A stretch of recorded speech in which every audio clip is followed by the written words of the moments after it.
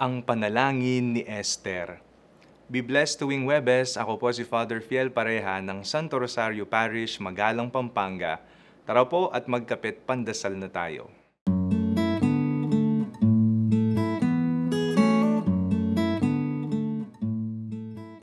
Maraming mga panalangin tayong mababasa sa Biblia, mula sa lumang tipan hanggang sa bagong tipan.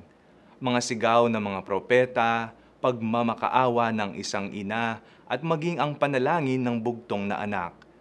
Isa sa mga nakakaantig na panalangin na ating makikita sa banal na kasulatan ay ang panalangin ni Esther. Isang solidong panalangin ng pagtitiwala sa Diyos. Sa kanyang pagdadalamhati, inamin niya ang kanyang pagkakamali at kahinaan sa harapan ng trono ng Diyos.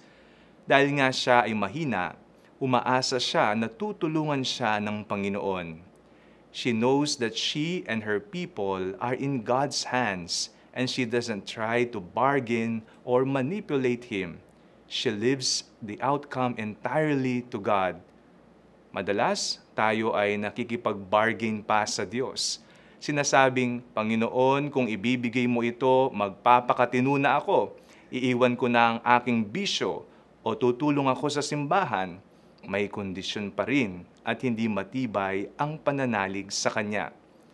Tayo ay nanyayan na humingi, maghanap at kumatok bilang paraan ng ating pagpapaubaya sa Diyos na tanging makakatulong sa atin.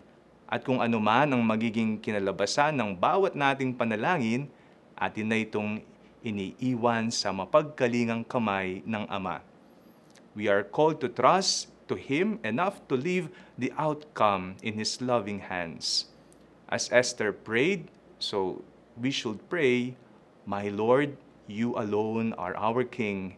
Help me, who am alone and have no help but You.